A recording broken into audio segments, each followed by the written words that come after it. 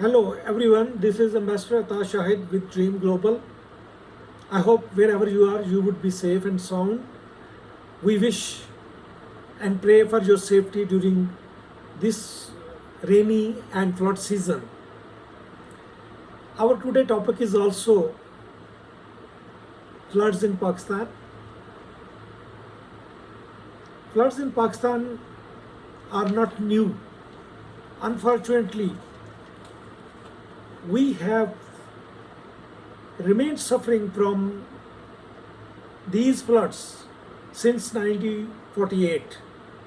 We had floods in 50s, we had in 1956, 57, we had a historical flood in 1973, we had flood in 76, 1988, 1992, and 2010, a super flood. Then again we have floods in 2015, 2014, and we had floods in 2022, and unfortunately we are again having devastating floods.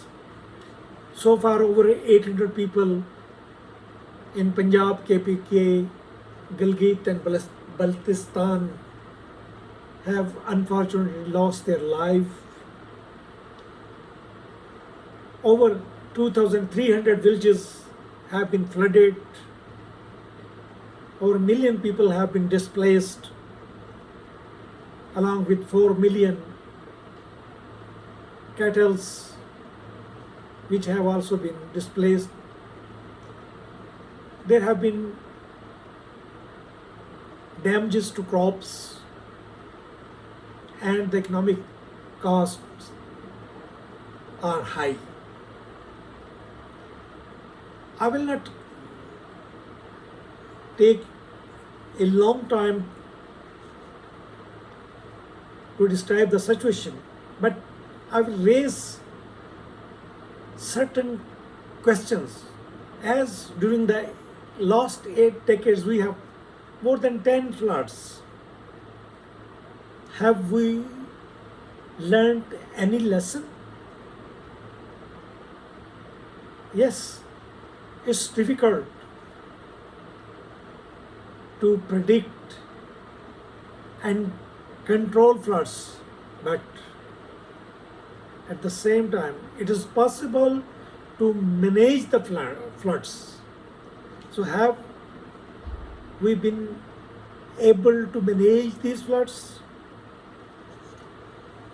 Answer is clear, no. So let's just have a overview. What are floods? The floods could be river floods, which are called riverian floods. They could be flash floods, that heavy rains, and then there are floods. There could be urban floods, urban flooding, which we have witnessed in Karachi and Lahore, and then coastal flooding. So what this season we have rivers, all 3 rivers in Punjab, Jhelum, Ravi, Satluj, in floods. The water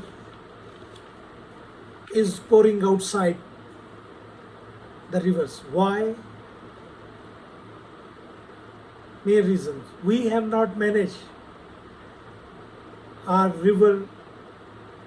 We have unfortunately have built houses near the rivers or inside the beds of the rivers even.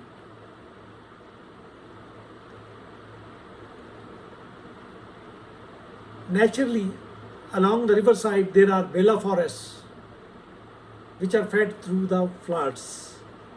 There are forests in Kachas. We have even destroyed these forests. So when you will try to stop the natural flow, you will try to damage the natural basin of the rivers, the floods would be heavy and they would destroy crops, they would destroy population, they would destroy houses.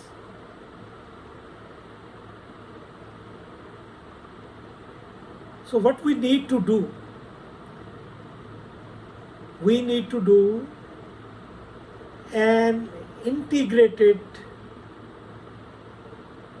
flood management.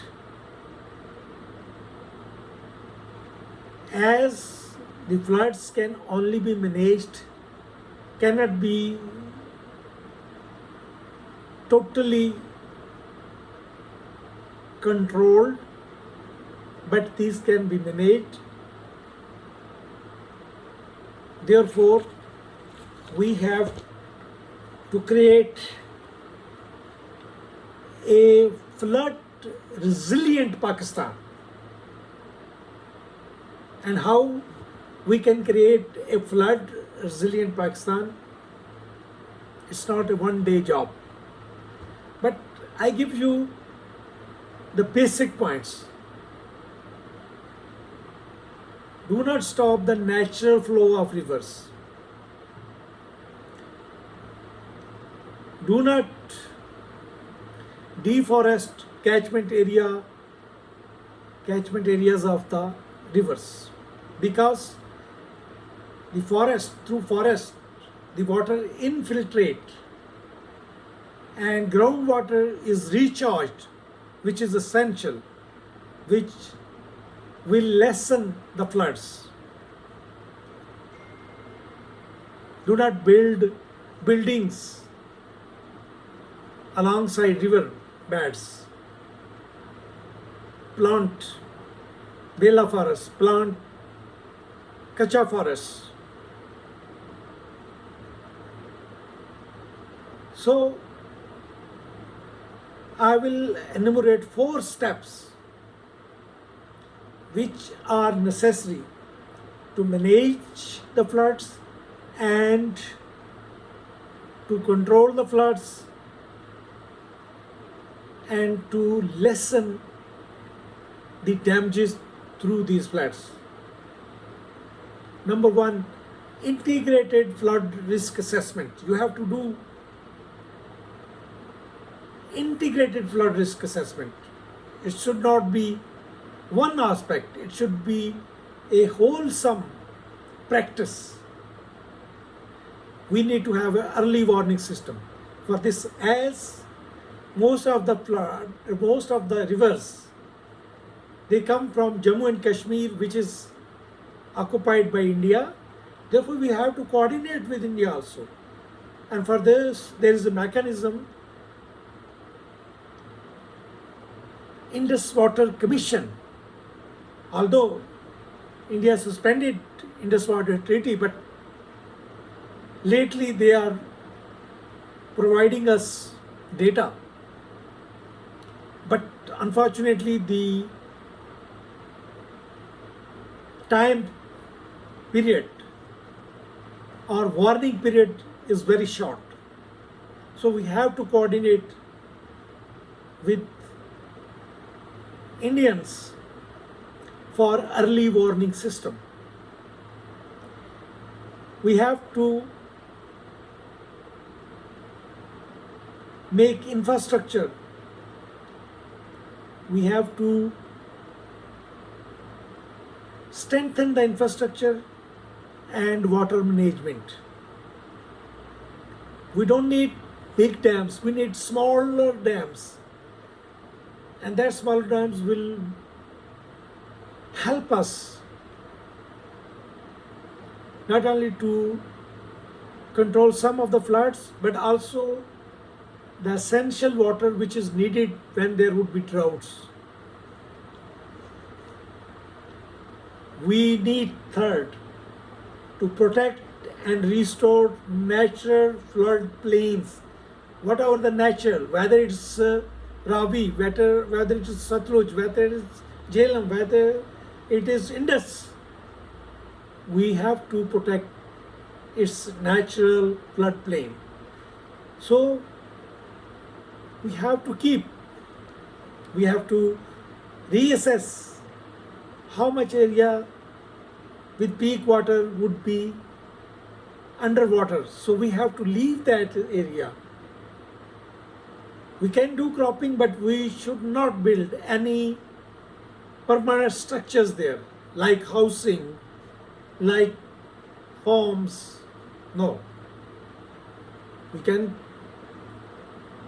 plant trees, but we have to leave alongside the banks of rivers, either for forests or some area we have to leave that, so that when there's a peak flood,